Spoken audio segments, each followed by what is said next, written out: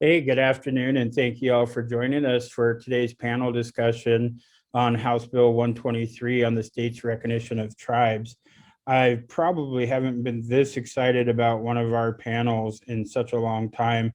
We are really lucky and blessed to have such distinguished panelists, good friends, and just all around Indigenous rock stars with us today. Many of you are familiar with Representative Tiffany Zulkosky from the Bethel region. Our CEO and president of First Alaskans Institute, Laganai Liz Medicine Crow, and General Counsel for Tanana Chiefs Conference, Natasha Singh. Today, we're going to talk about and share information on what the House bill is and what it means for our tribes and others here in Alaska. And of course, Representative Zulkosky is the one who introduced this bill. In my mind, a bill that is so long overdue, it's really just crazy. And so I'm so thankful for her and her insight to do that. And we've asked Liz and Natasha to join us as they testified in support of the bill along with myself. And so I'm really just excited. Today's discussion really means a lot to us. This panel is full of passionate people ready to speak on the bill. So before we get started, though, I would like to have each of you introduce yourselves. And as you know, we're familiar with Zoom. I'll just go ahead and turn to you as I see you. So if I could start with Tiffany, Representative Zulkosky, sorry. Thank you, President Peterson. For those I haven't had the opportunity to meet yet, my name is Tiffany Zulkosky. I was born and raised in Bethel, Alaska. My parents are Patricia Zulkosky of Bethel and Anchorage, and the late Joe Hines, formerly of Kipnuk. My grandparents are John and Jane Hines of Bethel and Lucille and Wes Hoshide of Baudette, Minnesota. And I've been in the Alaska State Legislature since 2018 and represent my home district of House District 38. Great, thank you, Representative Zulkosky. And to Laganai. Sanightla, good day, everyone. My name is Lagunai Medicine Crow. I'm Haida and Tlingit. I come from Tijuana, which is where I am right now in the middle of a snowstorm. And I work for First Alaskans Institute as Gunalchéesh shared. I'm on my Raven side, my Tlingit side, I am Kachadi, freshwater mark sockeye salmon. On my Haida side, I'm an eagle, Chichkitne woman. Our crest is the hummingbird, and I'm so honored to be with all of you today, and Gunalchéesh Háw'aa, President Peterson, for holding this forum. Gunalchéesh Háw'aa. And Natasha. Hi, Natasha Singh here. I'm zooming in from Fairbanks, Alaska. I'm General Counsel for Tanana Chiefs Conference, but I'm a Stevens Village tribal member. I'm a mom to 3 Caltag tribal members, and you all might know me as Grace Singh's sister. Older or younger, you don't know. Thank you for having me. I'm excited to talk about this important issue. Thank you, Natasha. For those who might not know who Grace Singh is, Grace was a former assistant to myself here at Tlingit and Haida, and she was a staffer for Representative Zulkosky. So, and now in law school, getting her law degree, ready to come back and conquer the domain for Indigenous peoples throughout Alaska. Right, we're really excited for that. So get us started.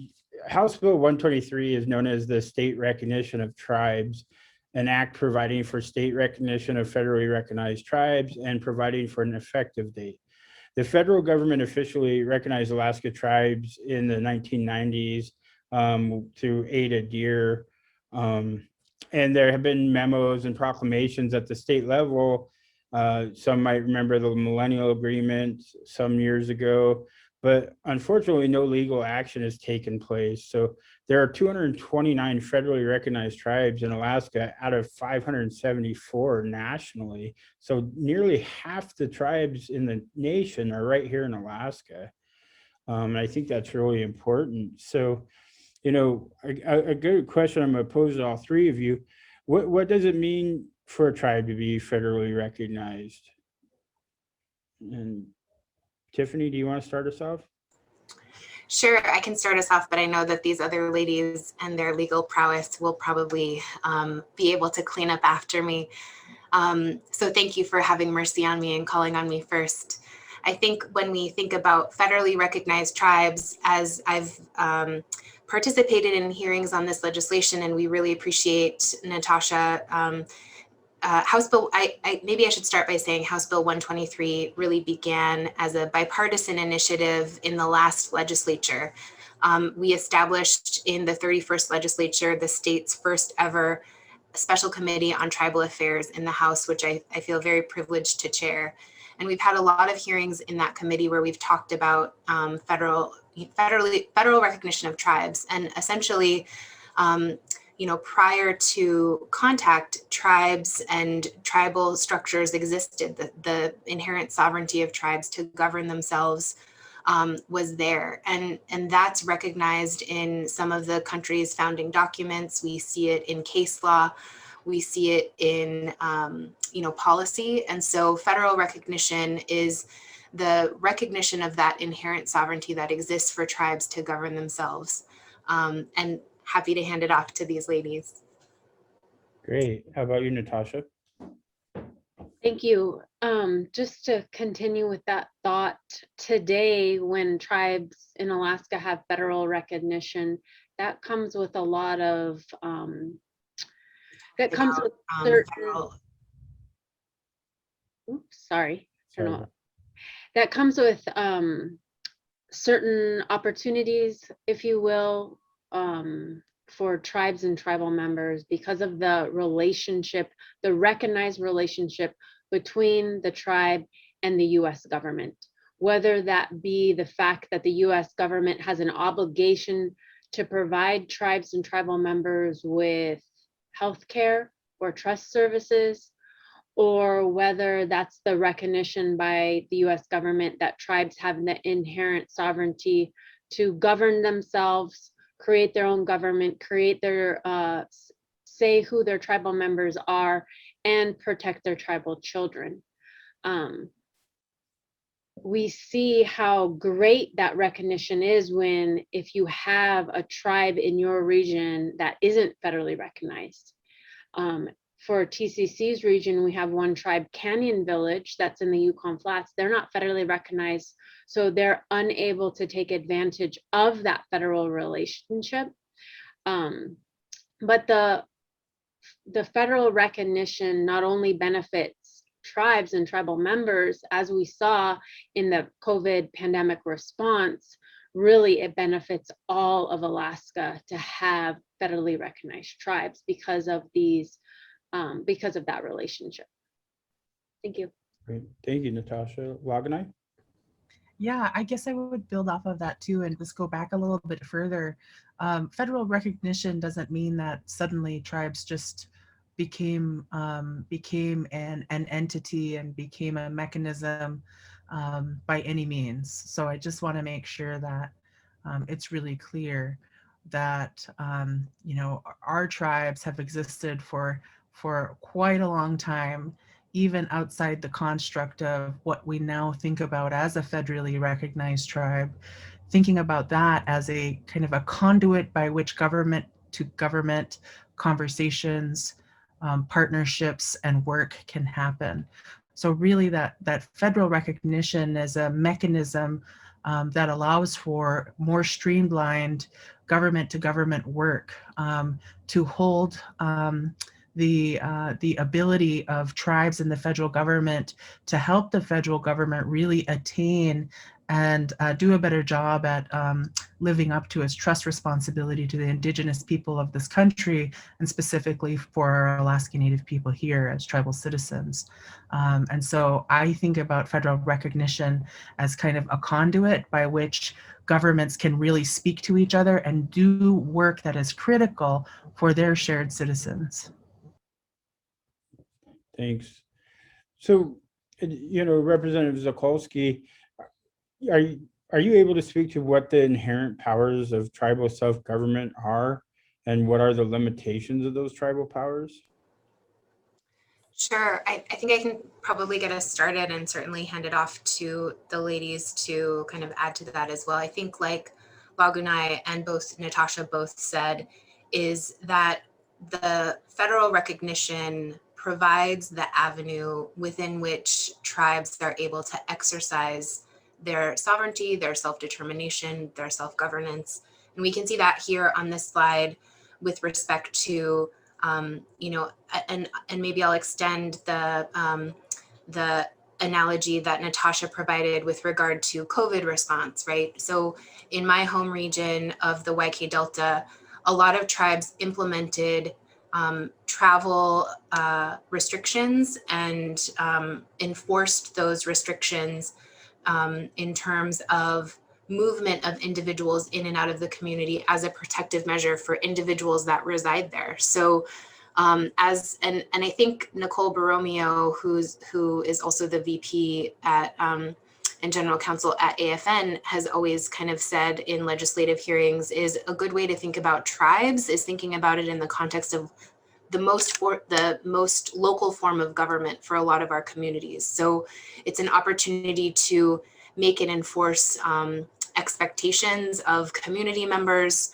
to, you know, as we've heard, establish and determine membership or tribal citizenship. I'm a citizen of the Gunalchéesh Native Council in Bethel, to regulate activities. All of these things are different examples of the powers that come with that federal recognition and utilizing that government relationship to establish a structure within communities.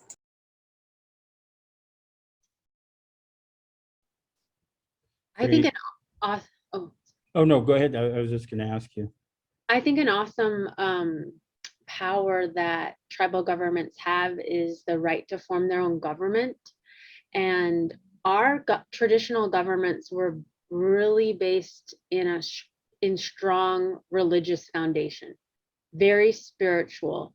And our tribal laws were based on the laws of the creator, and these laws were also applied to our animals on our lands and the laws of the land and the waters.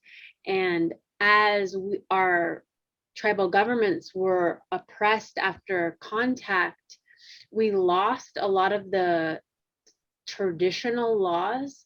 But as we kind of reemerge and reform our governments, we have the power to make our governments as they should fit and best serve our people. And I always like to go back and think about, well, our traditional governments were accountable to the creator. And I think in the interior, we're having these discussions where how do we form our tribal governments and to get back there in a new way, in this modern way. So I just really think that's a very interesting power that our tribes have. Thanks. Lagana, do you have anything to add to that? Yeah, I would say one of the things that I really value as a tribal citizen is that I have a government who cares about me.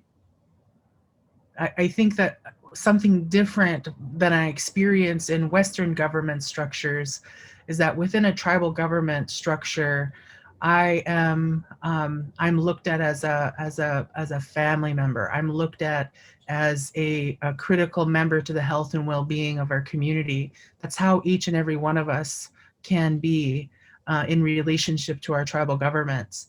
And it's modeled on that value that we have, this ancient value that we have that is very much part of who we are as Native peoples in Alaska, and that is about taking care of each other.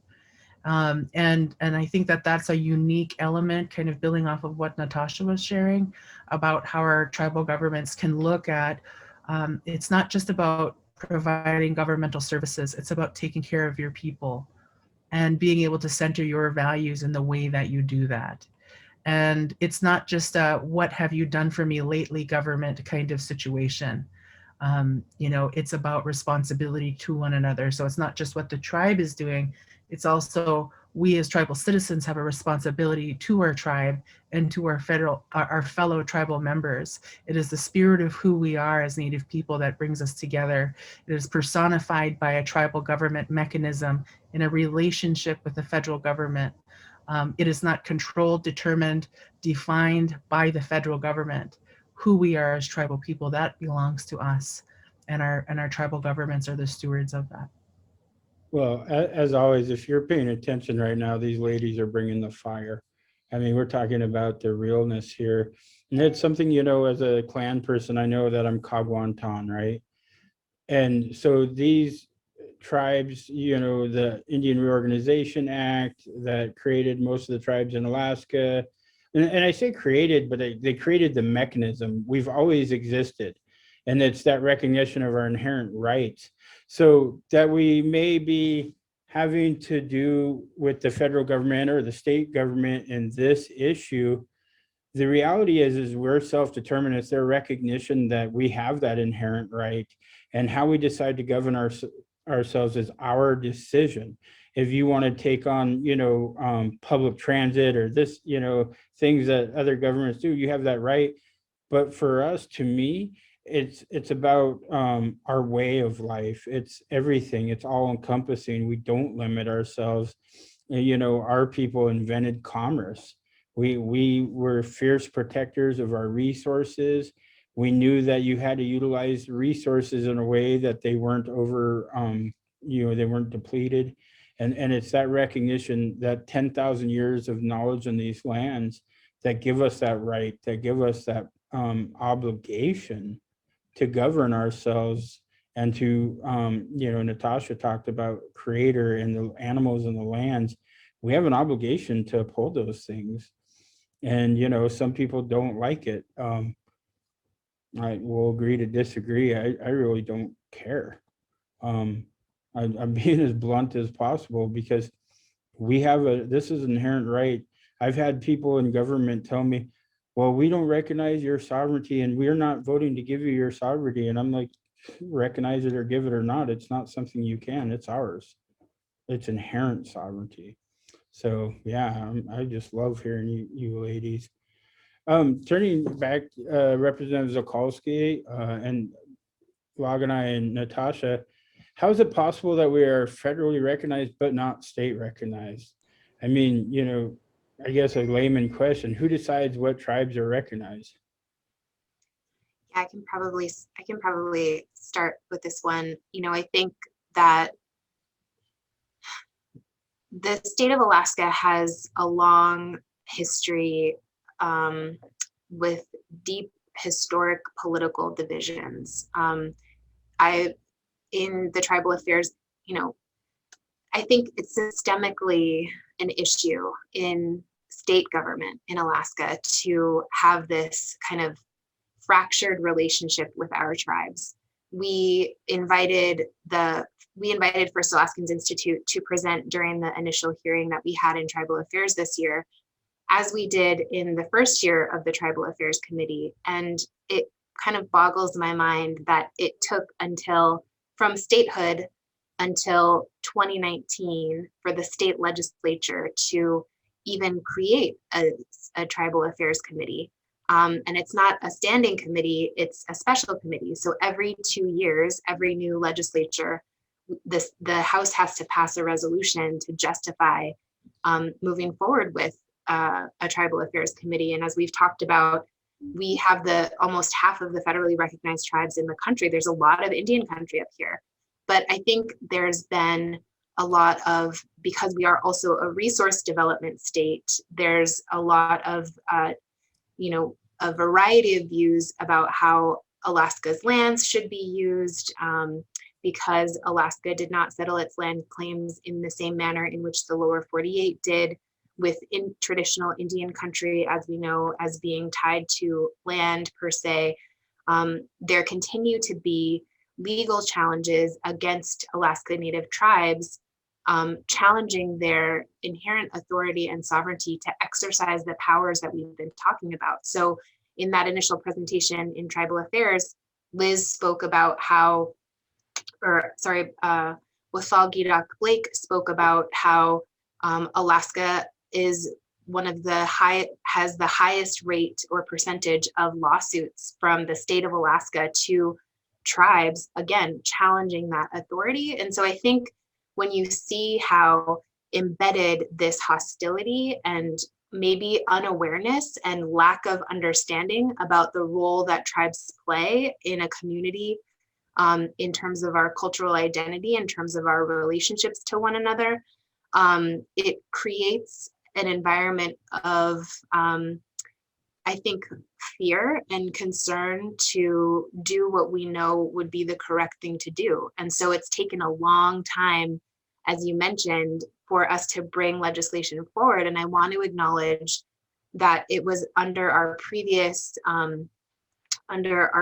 Tribal Affairs Committee, where one of my colleagues from Anchorage and his staff, Ken Truitt, really wanted to elevate the conversation about state recognition of tribes. And I picked up the ball to keep moving it down the field, because I think it is so important that we begin to heal those political divisions. And I think House Bill 123 is really an act of reparation, from my perspective, from the state of Alaska to its tribes. Representative Zulkosky, before I turn to the other ladies, I want to comment to what you just said, because I think, I'm a tribal citizen, but I'm also a citizen of the state of Alaska. And I can tell you, as a citizen of the state of Alaska, and I watch my state government continually sue tribes or sue others that impact tribes because of tribal sovereignty and our advocacy and our work, they haven't won a single lawsuit. And if, as a state citizen, I'm pretty sick and tired of them wasting money and resources on these faulty lawsuits, these flawed lawsuits. I think as a citizen of Alaska, and our state is in such dire straits financially, every citizen, native, non-native, all citizens should be demanding of their legislators to make sure that this and other administrations stop this behavior, this action that continues to lose the state of Alaska millions of dollars, gain us no ground, and create a further divide between our citizens. So I just had to jump in there. I'll turn to either Laganai or Natasha if they want to continue on this topic. So why is it that we have federal recognition and not state recognition? The state's jealous. They're straight jealous of us and our tribes. They try to hate. They've tried to, oppress us for so long, and they failed in their own courts. In their own courts, they have failed. And it's just jealousy of power and control. I have no idea why it will be a great idea to oppress Native people, and they thought they could keep us down, and they have failed. But if you want to really get into the history of this, they had pretty bad legal advice on the state side. But this legal advice is quite interesting, was based in a love affair gone wrong. It's like the Darth Vader. So I won't name names, but this guy was in love with a tribal advocate, this non-native, and she broke his heart, and he totally turned Darth Vader, got involved with the Attorney General's office for the state, and he was controlling all their lawsuits for a long time. Thankfully, those attorney generals have kind of retired, but it's funny that they were led by this broken-hearted man. But that's just a funny story. But the real darkness is their real systematic, as Representative Zulkosky, attack on on tribes. And they did it they almost wanted us as Native people to be assimilated. They want us to go fully corporate. They wanted the state of Alaska to provide all government services. They wanted us to shed our tribal identities. And they didn't understand, like, we're not that kind of people. It's gonna take more than the US empire and their states to do that. So basically bad advice, but jealousy never prevails, and tribes have. So thank you to Representative Zulkosky to making it right with her bill. Kind of sounds like days of our lives, but unfortunately it's true. So it's I'm over here chuckling because sometimes you just have to bring the real, and this is real, and people don't want to admit that some things boil down to just humans' nature of greed and jealousy and those things. Our sovereignty in no way threatens their sovereignty. It comes down to jealousy. Laganai? Yeah, I would just add to that too, that, you know, one of the things that we have here at home in Alaska is a homelands that was built by its diversity. You know, we have so much vastness and so much amazing diversity that this land built, this land created. You know, as Natasha was sharing earlier, the creator, you know, the the people who rose up in this land and, you know, created these really amazing ceremonies to help us guide ourselves, strengthen ourselves, and steward ourselves so that we could be stewards of this whole place. We're really, for thousands of years, continuing to create structures that allowed us to thrive in a place that most people could not, at a time when most people could not. And we have thousands of years of best practices in our homelands. We have a level of connection and maturity in the way that we govern that's way different than where the state is. The state is just over 60 years old, right? So we're dealing with a mechanism that has not yet come into its own full understanding of what true relationship and partnership could look like. One of the things I value about HB 123 is that it allows us to help the state get there. It's about developing a working partnership. There is nothing around kind of states' rights issues that is actually healthy for Alaska. It's undermining Alaska's ability to really thrive. You know, and if they really understood it long ago, we wouldn't be having this conversation in 2021. You know, but we are, and that's our responsibility now, is to help them get there. You know, Laganai, I think from now on, when I hear you refer to House Bill 123, and I think your comments in the testimony is it's really as simple as 123. I'm always going to hear the Jackson 5 in the background to Liz's testimony. That's the soundtrack. And then I got a comment to me privately that Natasha deserves some serious points for bringing the real and then tying in Star Wars. So pretty epic there. This is such a fantastic conversation.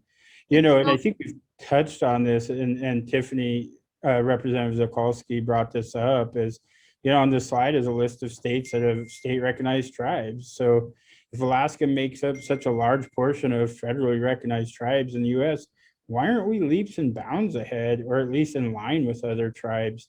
And, you know, we've had the real pleasure, Tlingit Haida, man, we came out supporting then Representative Holland's nomination for Secretary of Interior. And we had a lot of conversations. And one of those was, well, you know, we need parity between Alaska tribes and lower 48 tribes.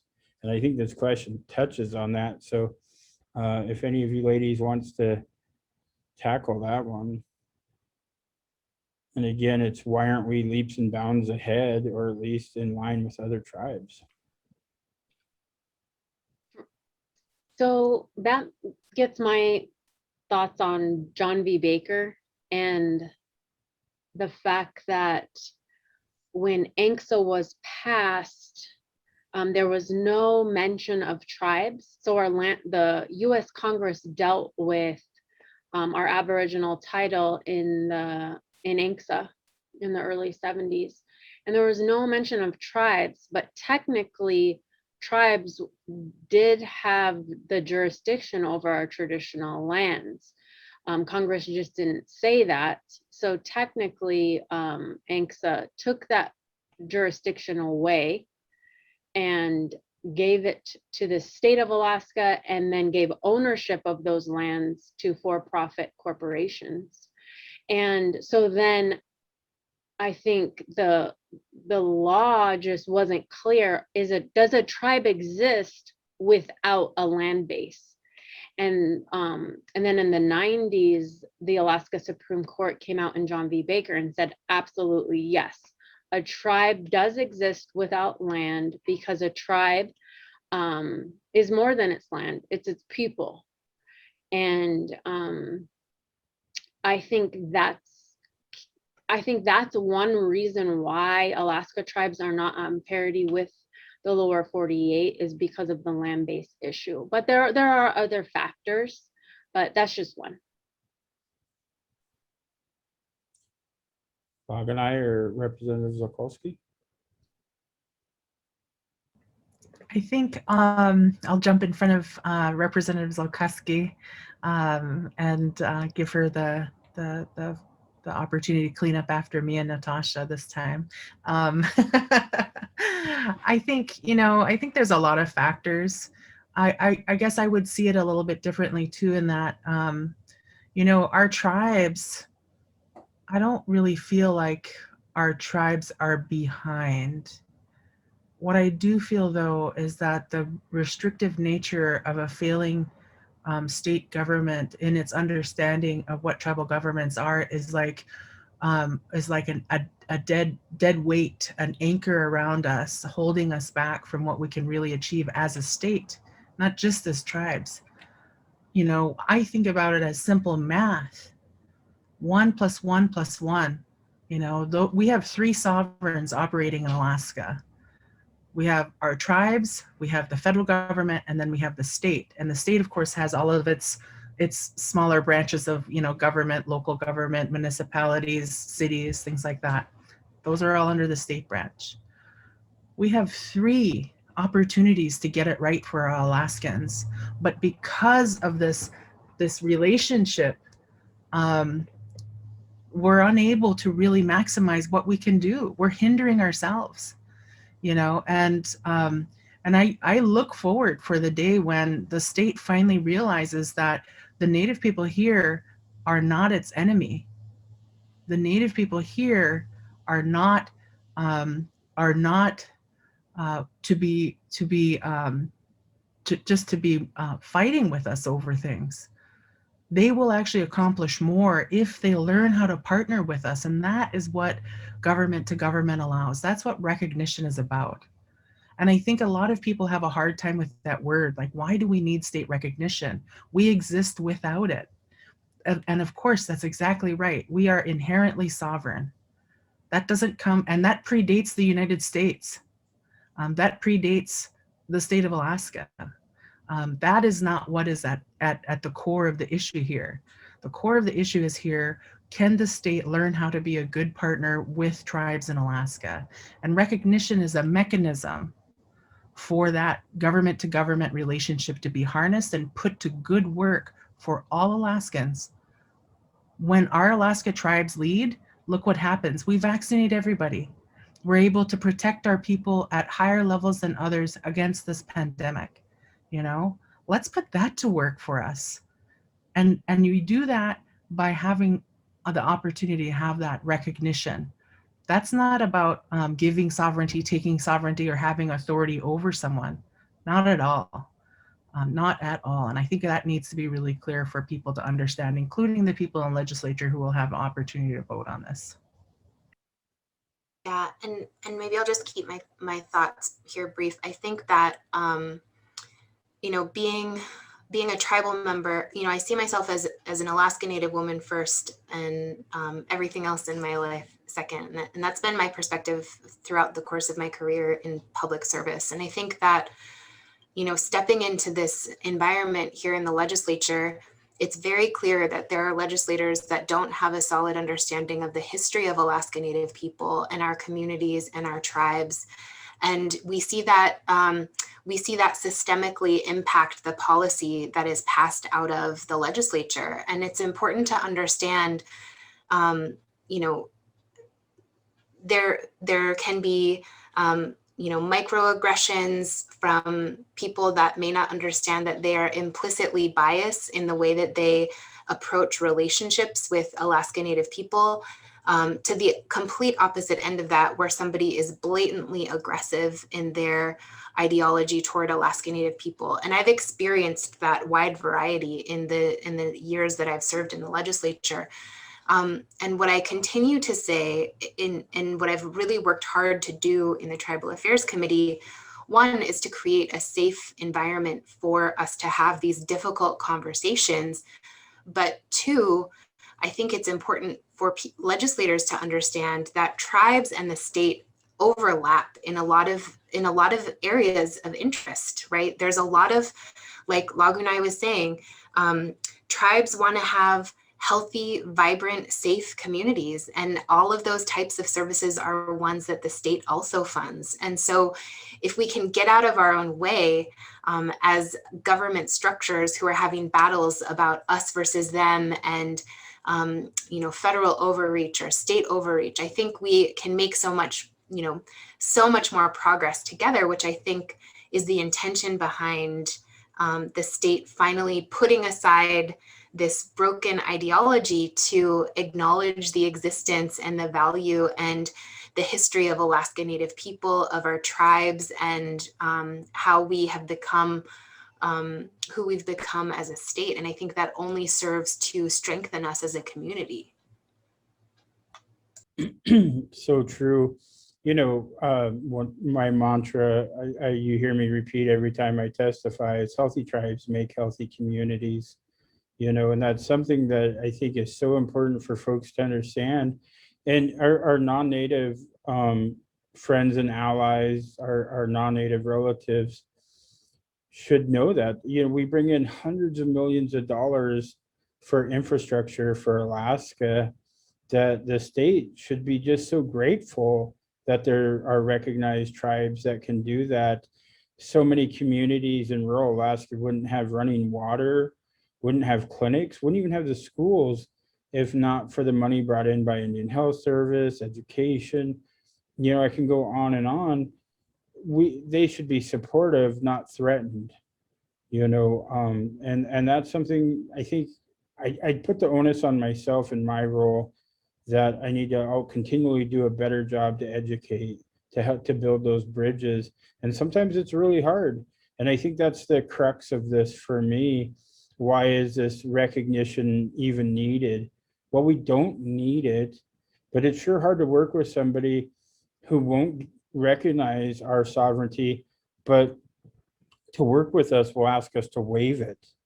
The irony just about chokes me every time. When I was in Kasan and we would work with the state, anything we did, we had to waive our sovereignty, but yet they don't recognize it exists in the first place. So I always would stand up and tell them, oh, you recognize us because you're always asking us to waive what you wish we didn't have. And I think that's the brutal truth of it. It's almost like the state of Alaska is stuck where US Congress was decades ago before they implemented the self-determination policy. And their kind of question was the Indian problem. That's what the US Congress would say. Oh, we have an Indian problem. What are we going to do? That's literally the conversation US Congress would have. It's kind of similar to the conversation some of our policymakers in the state have in terms of our Native communities. And, oh, what are we going to do with natives? They have so many issues. They have public safety issues, oh, health issues, all this. But what I asked them to do is go back, look at Congress. Congress was asking themselves the same issue.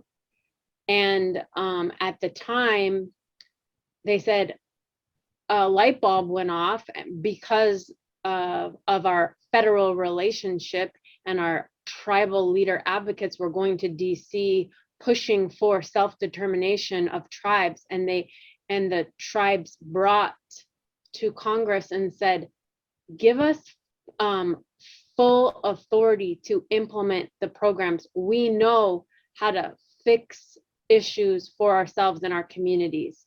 And that's what the self-determination policy did on the for our federal relationship. It's kind of like where we need to go in the state relationship. Listen, tribes know how to fix our communities. If you give us recognition and you partner, give us local control, that control that you believe in, then we're gonna have an awesome state. Our communities are gonna really turn around and we'll all be better off for it. So let me ask you, if the House bill is passed, what would this mean for the tribes? What are the benefits? What are the cons? So from a legislative standpoint, I think my hope is that movement and passage of legislation like this can be a defining moment in Alaska's history to acknowledge that we can put down these differences that set us apart from one another to bring us to a place of wholeness where we understand that, Alaska Native communities and tribes are not oppositional to the vision of the state of Alaska. In fact, it is what makes the state of Alaska unique and special. And I think that you mentioned, President Peterson, when tribes are healthy, the state is healthy. And I think, I can't help but reflect on a conversation that we had on the floor yesterday about a House Bill 10, which was brought forward by a former FAI fellow who now works at Tlingit and Haida, Martin Stepton, in work to protect an Unangan cemetery over, I think it's Admiralty Island. But there was a lot of pushback from legislators who were saying, unless we shrink the size of this land parcel, I can't support it because we need to be able to offer opportunities for development. And I think that type of perspective can be so damaging and so heartbreaking to people who have experienced, the descendants of people who experienced significant atrocities at the hands of governments. And so, as I think about state recognition of tribes, does it change our legal structures? Not necessarily. Does it change our funding structures? Not necessarily. But what it does do is it pushes into the forefront of discussion for policymakers in Alaska.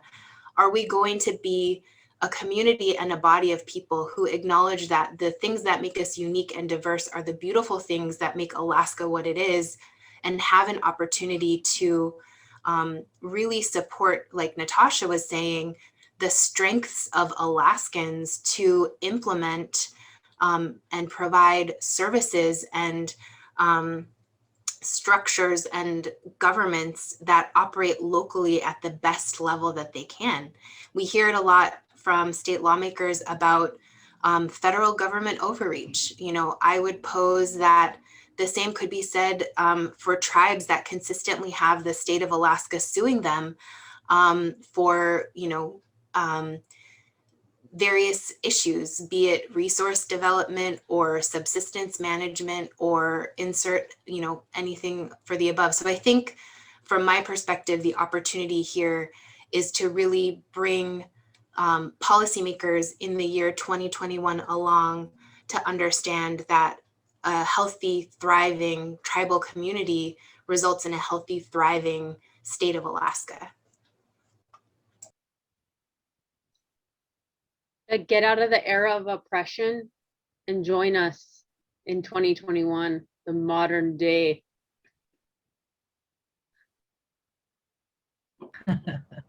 Yeah, I was just going to share too that, I think Representative Zulkosky is right on. I was thinking as she was speaking about how often we hear that, the state kind of disparagingly calling down the yoke of federal authority over their necks. Well, the same could be said about state authority over our tribes, except they don't really have authority over our tribes. But they have intervened in the streamlining of services in such a way that the reason that we are experiencing such high levels of inequity and disparity is because they refuse to work hand in hand and in real partnership. If we look at the tribal health system, what is that? A $2 billion per year subsidy by the tribal health system to the state of Alaska? Because we have a really highly developed and advanced Alaska Native tribal health system throughout the state. That doesn't include infrastructure and IT. And because that infrastructure was built because tribes are here, that meant that the state also didn't have to really develop a whole statewide comprehensive public health network. And look who stood in the balance during the vaccine rollout of this pandemic. It was because we had these really highly developed tribal health systems. Imagine what we could do with education, with transportation, with justice, with public safety, corrections, all of these services, right? There's an inequitable and disparate way that the state is engaging with tribal people and our tribes as the governments, as the representatives of our tribal people, our Native people in Alaska. And recognition is absolutely, it is just the beginning. It is the way to open the door towards building good relationships. One of the things that's a pro is that when you have this written in statute, doesn't matter what the politics are of the day. Doesn't matter who's in the governor's seat. Each governor comes in, and right now it's always just, a ball they pass back and forth, whether they're going to really try to have a respectful government to government relationship with tribes, or whether they're really going to try to go kind of be regressive.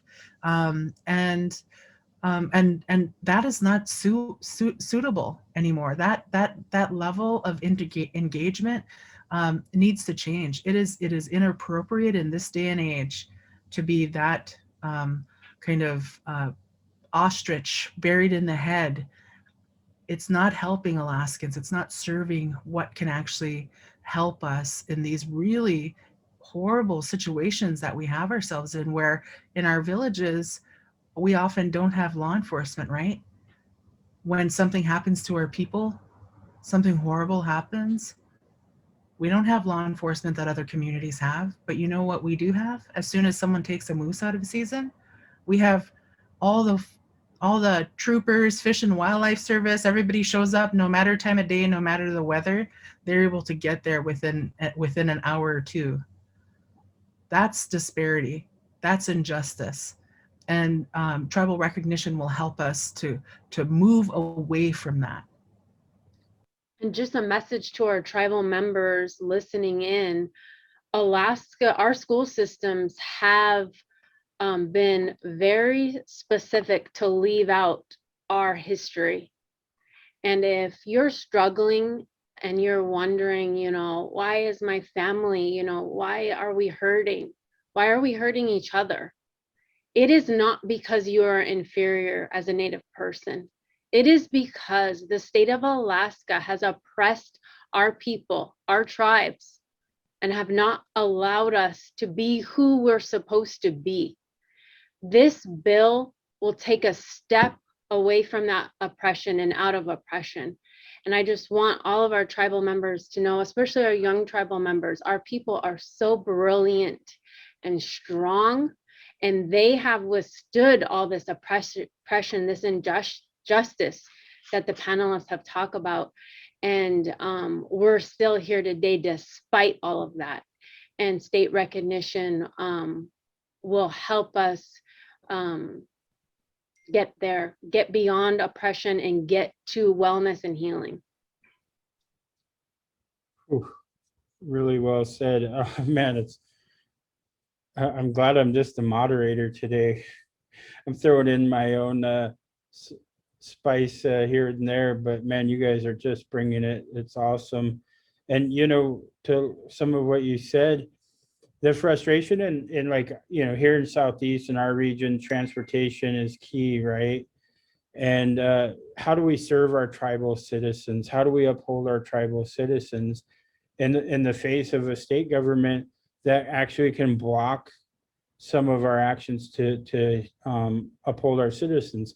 Here in Southeast, one of the big issues is the Alaska Marine Highway. And, tribes bring in quite a bit of money for transportation. We could actually bring in more money if the state of Alaska would work with us and allow us to include the Alaska Marine Highway route in our transportation plans, because we don't get those dollars. And, we have a system in failure right now that we could actually help subsidize. This is critical infrastructure that they've made us dependent on in our communities, and then yank it away. And then we're having to do food drives and do things that, hey, look, our communities aren't poor.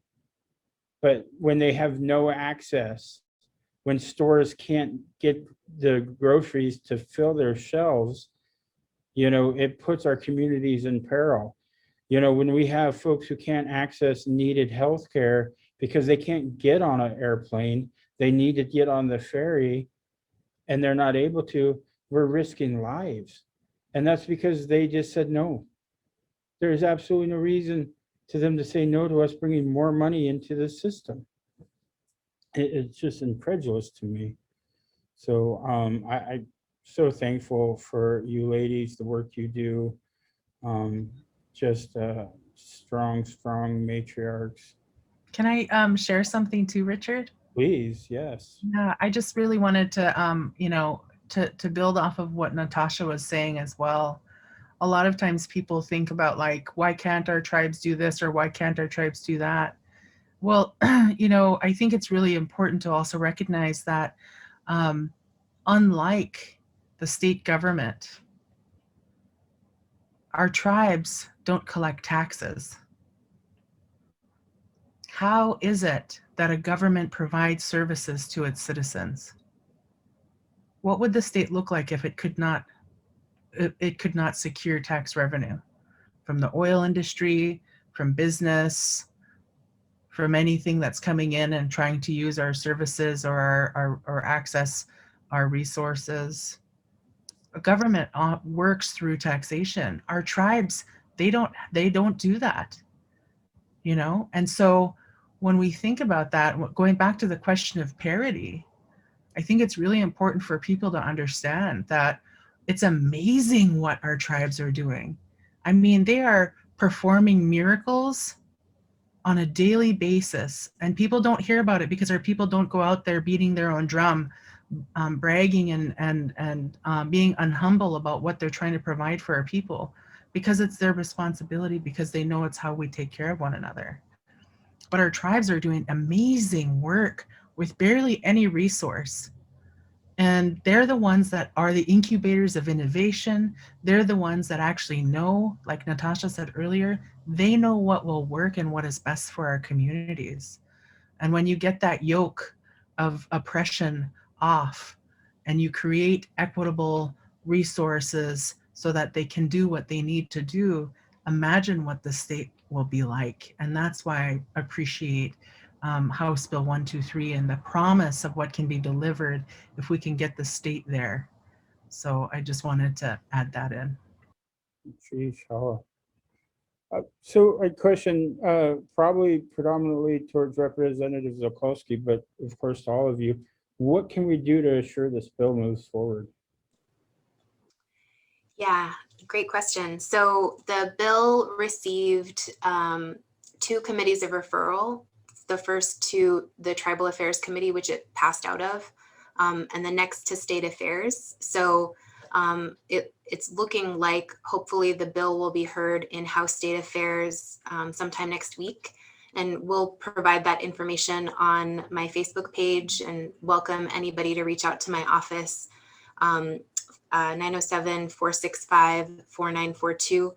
And we can let folks know where it's at in the process. People can also log on to www.akleg.gov, akleg.gov, and query House Bill 123. It'll eventually, when it's heard in state affairs, there's usually an opportunity for public testimony, and encourage anybody to call in support of the legislation and the importance of it and what it means to different communities and community members. And then it goes to the, if it passes out of that committee, then it goes to the floor for consideration. So reaching out to your legislator and letting them know how you feel about this bill and whether you support it is really important to do as well. If it passes the House floor, then it moves over to the Senate, where it would get committee referrals and again have to pass the Senate floor in order to become law.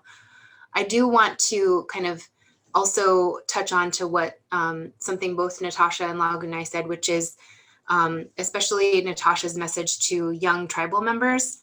It's really important to understand that we're not powerless and we can be engaged in changing these systems. Maybe if somebody doesn't have experience, it's calling into a committee in support of legislation. But maybe it's also running for local school board, or so you can change the policies around the curriculum for what's taught in schools. Maybe you run for your local tribal council. Maybe you run for your local city council, so you can bring a sense of perspective and diversity to the viewpoints of policy that's considered at the municipal level. Maybe it's running for state office so that you can help to be part of a body of people to move the ball down the field with respect to understanding tribal relations, what it means to the state, being an Alaska Native and being a tribal member. So I would just encourage, if people are new to the process and they don't and they want to get their feet wet, please consider calling in during public testimony in support of the legislation. But the other side of it is helping to change that perspective at a systemic level. And that's where I would just encourage people to be involved on community councils or boards or running for public office. Great. So a question that I have for some people who may not be involved with at this level, does the state converse with the tribes currently while the tribe is unrecognized? And do we have contracts or compacts with the state of Alaska? So I can start with this one. I think that the state does a touch and go job of staying in communication with tribes. I think in some areas there's good consultation, in some areas there's horrible consultation or it's non-existent. The state does have the country's first ever state tribal compact for the Alaska Tribal Child Welfare Compact, where tribes, 18 co-signers representing 161 tribes, are working in partnership with the Office of Children's Services to provide child welfare services for families. But certainly the state of Alaska can do a whole lot better with consultation, so that they're not just checking off a box that, yes, I consulted with this tribe, or yes, I spoke with this tribal leader, but really having meaningful dialogue about how state policies, regulations, and laws will have impacts in tribal communities. Thank I you. guess another example I would give too is, and Tlingit, you would probably talk more fully about this, and Natasha, which is the VPSO program. The VPSO program is a contract-based program. It's not compacting. It is still requiring the tribal partner to have to follow the state activity, the state regulations, the state oversight, the state authority, which is a real a real challenge, because it's actually our tribes who really know best how to provide those kinds of services in our communities. So how do you move the state from a contract mindset to a compact mindset, right? And that's the opportunity that's here as we think about building from the Tribal Children's Welfare Compact, the consultation policy that's currently on the books. I don't know if it's going to continue, but AO 300 talks about consultation and the need for consultation with tribes, and it'd be really incredible to see how that moves forward. Yeah, I don't know if Natasha might want to chime in on the VPSO one, but that one, I'll just say, Tlingit and Haida operates the VPSO for Southeast region, and I know TCC does for the interior. That's like a real burr under me. I really annoys me, quite honestly. One, it's an underfunded program. They really don't bring any equity to the program. I'm just going to put it out there. But then it's ironic that it's the tribes and tribal nonprofits that operate it, but we have to do it in partnership with our village municipalities, not our village tribes. And I just think that's a huge mistake. There's so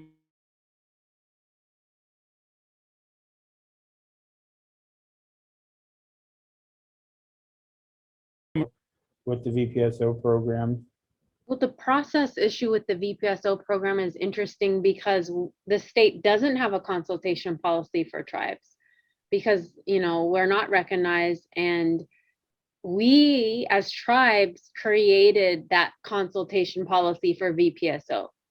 We wiggled our way in there and we unified and we flexed our muscle to deliver the message that President Peterson was just talking about. And now we're starting to see some reform possibilities, but we created that consultation. We forced the issue of consultation.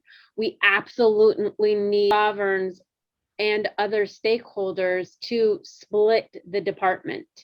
And the tribes have to be opposed because we were not in the conversation.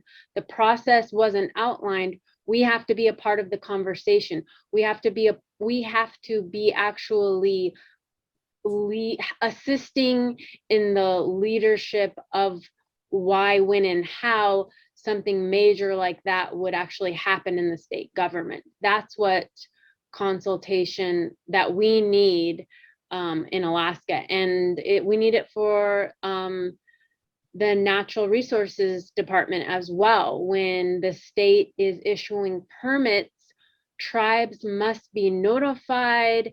We must have a voice, and we must our voice actually must be considered. So this recognition bill, I think, the next step could be possibly official consultation where our tribes are assisting in the governance of our state.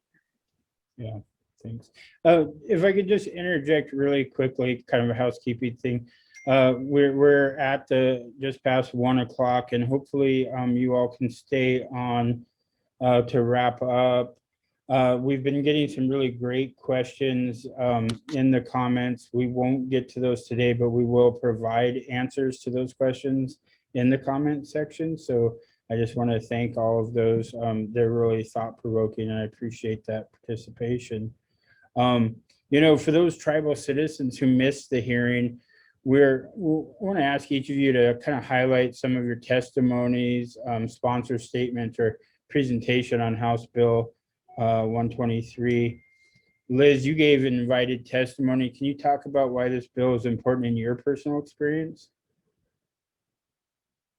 Yeah, Gunalchéesh, Háw'aa. We were really honored to be able to provide invited testimony on the bill. I think one of the things that I try to keep in mind as I think about what I've heard our people saying in all of our different dialogues and community work that we do, We hear these sentiments, we hear these directions, we hear this guidance and advice from our people. They just want to be able to take care of our communities.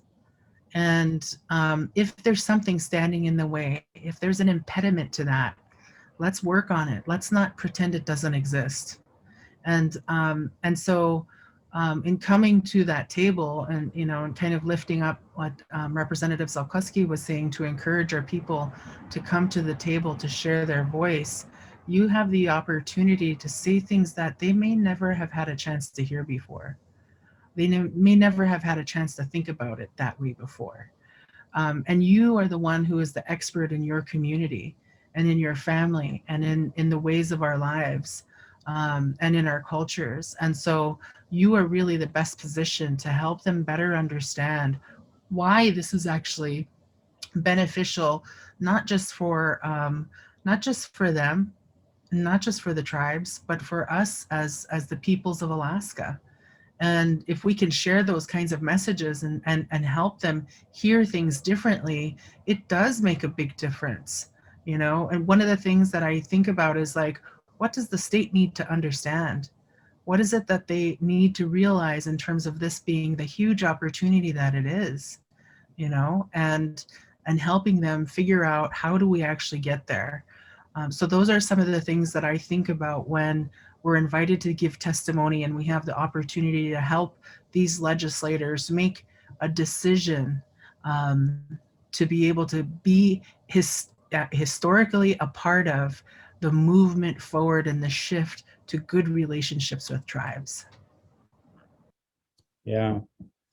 Well, I tease a lot, and I had to thank Representative Zulkosky for letting me, inviting me to testify, which I'm honored to do, and so appreciative of her efforts and giving us that platform. But I'm always thankful to get to go ahead of Liz, because she's such a hard act to follow. I don't think I stack up, but one of my big points that I wanted to bring in when I testified was just really the irony again. And I said it earlier, but when I have, and here on a slide, it even says, this was my testimony. It always gives me pause when I have to sign a waiver of sovereign immunity to the state of Alaska. It's ironic to have to waive something that the state doesn't even recognize, and this sounds like, all we're doing is bagging on the state, really criticizing the state. And yeah, we are. There's definitely departments, there's state employees, there's legislators who all see the benefit of the relationships with the tribes. But until it's recognized, until, as Liz said earlier, when it's in the rules, they can't ignore it. It's not at the whim of politics. And I think that's something to point out. Are we perfect? No. Is the state perfect? No. Together, will we be perfect? Still no, but we will be better. There's no doubt in my mind we can and should be better. Representative Zulkosky, can you elaborate on your sponsor statement when you mentioned House Bill 123 being a first step towards stronger relationships between Alaska and its tribes, but also a roadmap for healing, wholeness, and restoration of Alaska's people and communities? Gotta unmute myself. I'm like nodding along. Yeah, so, I want to acknowledge what I mentioned in the beginning of our conversation today, which is, again, House Bill 123 was, the genesis of it was as a bipartisan initiative that started in the previous legislature. And we really had the benefit in our office to be able to lean on a lot of the good work that had been started by, like I mentioned, Ken Truitt and former Representative Kopp. And, I think what I acknowledge through our sponsor statement, but also through kind of the conversation that we've had today is it's pretty painful. And as I reflect back on the very first tribal affairs hearing in 2019, Andrea Agoflik-Sanders had been working at First Alaskans Institute and was presenting on the layers of governance. And one of the committee members, who was a freshman legislator, not from, not Alaska Native, didn't have a long history working with Alaska Native people necessarily, had asked the question at the end of the hearing, what can I do? What's the role that I can play in this work? And Agashlik's response was, Alaska Native people are not acknowledged in some of the founding documents of Alaska's statehood. And that's painful. And how do you move forward in relationship building and collaboration and partnership on significant policy issues like healthcare and family and child welfare, or public safety, or natural resources, if we can't even have a basic acknowledgement of our beings and the uniqueness that makes us who we are? And so I think that the opportunity in state recognition of tribes is a fundamental step toward helping in that process. And I think that that's what we kind of pulled together and continued in the reflection of this sponsor statement. Thanks. Natasha, as General Counsel for Tanana Chiefs Conference, can you speak on your presentation on the background significance of this bill and what it means historically for our tribes? Sure. So for our testimony, and I presented alongside of the Association of Village Council Presidents, General Counsel Joy Anderson, we provided testimony really on the basics of Alaskan history and federal Indian law. And we made comments like, I'm sorry, committee, that you weren't taught this in high school like everyone should be. And I just didn't, it's not to blame them, it's Alaska to blame. And I wasn't taught that either in my high school. So I'm like, let's just go back to the basics. This is the basics of tribes, federal Indian law. Tribes are in the Constitution. If you're a constitutionalist, a federalist, there you go. You support tribal recognition. Going through the Marshall Trilogy and case law, John V. Baker, just getting them more comfortable with the fact that this is sound law. And then we just concluded with the fact that our Native people are amazing. And if you partner with us, if you recognize our tribal governments and partner with us, Alaska is going to have an awesome future. And there's so much great opportunities. It's actually exciting to think about. We don't have to be way back in the 80s. We can, lead the country. We should be leading the country. We have so many tribes who have so many smart people. We can lead the country, show the country what it is when we mean tribal relationships. So we just kind of left our testimony, try to get the lawmakers excited about the possibilities in the future. And we've done so much without state recognition. With state recognition, we're gonna just do awesome. So just optimistic. Thanks, Natasha. I appreciate that. We do need some optimism in this work we do.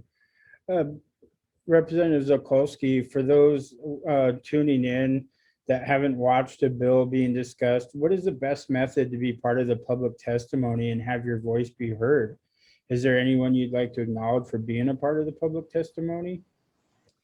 Yeah, great question. So how do we get engaged? Certainly calling in for public testimony. You can dial into your local legislative information office. If you don't know how to find that information, I'm gonna offer up Logan Basner in my office. Give Logan a call, again, 907-465-4942, and he can get you the information that you need in order to testify.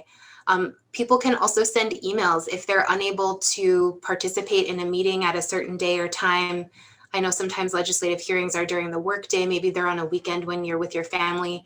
Submitting letters of support, whether it's from your tribe, whether it's from yourself, you can certainly send those to my office. My email address is rep.tiffany.zulkosky@akledge.gov, and I won't spell it all out because it's a long one, but please feel free to look it up or give our office a call and send us an email. And I just want to acknowledge we've received a lot of support for this legislation. We've appreciated having Tlingit and Haida as an integral partner in the work that we do, not just on House Bill 123, but on the work of the House Tribal Affairs Committee, and acknowledging the enormous Herculean lift that it takes to bring legislators along on tribal issues. And President Peterson, you've always been such a stalwart partner and have always put yourself forward in partnership with us. And that just means the world in this environment. Also acknowledging Natasha and Lagunai for also, I feel like I have a short list of people that we're always reaching out to, and to be able to be participating in a conversation with all of you about how to be engaged is one that just feels like a good day in the Capitol building.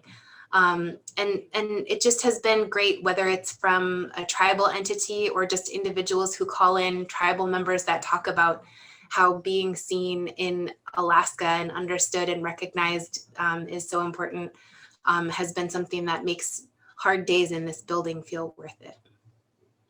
Oh, man. Well, again, Representative Zulkosky, we're just so glad that you're there.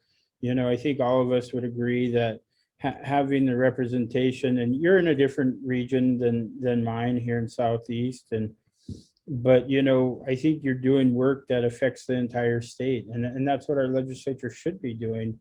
And you recognize how much stronger Alaska can be if we work together.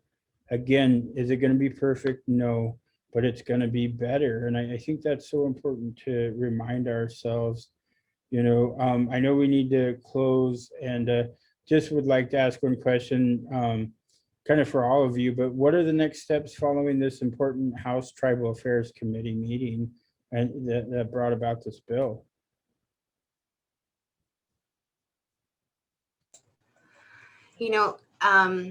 I think for me, getting it through the committee process, bringing it to the floor, there's always opportunities for amendments on the floor and long discussion on the floor.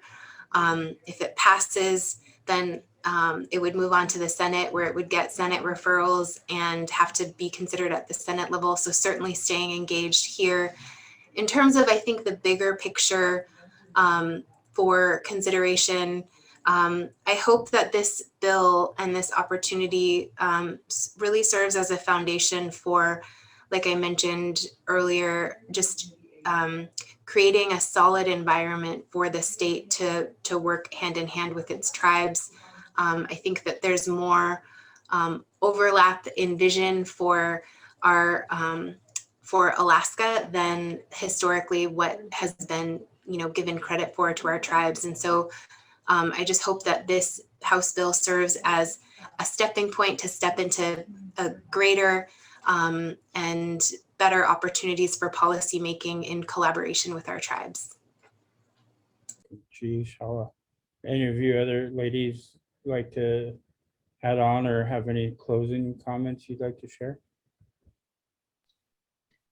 Just want to thank Representative Zulkosky for being in that space that historically has oppressed our people, and being the lone Native woman who's fighting for our people.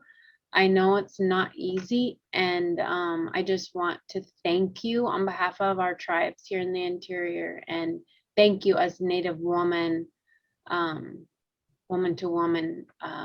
It's not easy, but you're doing great work. So thank you. And thank you, President Peterson, for inviting me. Gunalchéesh, Háw'aa. Lagunai? Yeah, Gunalchéesh, Háw'aa. I was thinking earlier when Representative Zulkosky was talking to our young people about getting involved, and I just was like, she's not going to say this, so I want to make sure to say this. Tiffany was 24. Was that right? 24 when you became mayor of Bethel? And, you know, she ran for the Bethel City Council, and she won her election. And then the City Council appointed her as mayor. I think that's your guys' process, correct? Yeah. So she wasn't just giving you advice. She's actually giving you her lived experience, and we need more people to step up. And I think that none of these things are perfect, but when our people are involved, they're going to be better. And we need more of our people there. And we know we have so much work to do. We have so much work to do, and a lot of times people tend to either feel overwhelmed or, you know, feel, you know, in a negative mindset about where we are. But I want to emphasize something Natasha said earlier too, and that is we are still here with everything that has been done to us, to annihilate us, to take our land from us, to take our children from us, all those things that have caused us so much pain and intergenerational trauma. We're still here. Nothing that they did so far, nothing that they did has taken that away from us. You know, and we are working on the intergenerational healing part. And we need every single one of our Native people. Every single one of our people is precious. And we're all on a different part of our healing journey. But I just want to say that it is through the involvement of our people. It is through our tribes, our healthy tribes, you know, like President Peterson said earlier, healthy communities, healthy tribes, healthy state. It's not something that we can't achieve. We had it before, and we can have it again. Gunalchéesh, Háw'aa, so much for inviting this discussion and for letting me be a part of it. You know, thank you. I'm going to choose Háw'aa to you three women. You know, here in Southeast, Tlingit and Haida, we're matrilineal people, and we follow our mothers, right? And it's the strong matriarchs like you that lead us in a way that set it for us. And I'm always ever so grateful to be surrounded by strong matriarchs like the three of you. I'm indebted for you to join us. Tlingit and Haida host these so that we can share information with our tribal citizens, and so that we can make sure that, because it's really hard, we have 33,000 tribal citizens to try to communicate all this, but this pandemic has given us this platform of Zoom that we're able to bring Tlingit and Haida's message to all of our citizens, no matter where they are. And you know, our tribal values are to hold each other up, and this is a statewide issue. So it's great to have, you know, Natasha from the interior join us virtually here in Southeast to talk to not just our citizens, but I think all of Alaska Natives want to hear this. Representative Zulkosky comes from the Bethel area, and you know, but she's serving and leading with her heart and her very strong intelligence in that role that's serving all of Alaska, not just her region. So, you know, and Laganai's work as First Alaskans, while she's one of ours, Tlingit and Haida, her work and her dedication is to all of Alaska Natives to uphold and uplift. And that's one of our tribal values, is hold each other up. I'll keep repeating that. I feel held up by you three. I'm so indebted. And, you know, I think this example is set here that while Tlingit and Haida wanted to hold this forum, this is something that affects all of us. And so I'm just so thankful. And again, I appreciate all of you and the invitation to continually to support these important bills like 123 and you know, support the Tribal Affairs Committee. We're stand ready to continue to support that. And anyhow, that concludes our talk today. I just, again, so filled with gratitude. We do have some door prize winners for Hydro Flask, we have Johan Echohawk Atkinson. And for David Boxley Form Line shirt, we have Christine Lee Rose. If you message our Tlingit and Haida page, they will, with your addresses, we'll get those out to you right away. And we look forward to our next conversation. But before, I just want to thank our regional corporation, Sealaska, and our Regional Housing Authority, Tlingit and Haida Regional Housing Authority, for co-sponsoring these. Again, we want to make sure that our citizens and shareholders have the best information they can. So thank you so much. And again, join us April 22nd for our next topic, which is to be announced. Everybody be well and stay safe. Bye.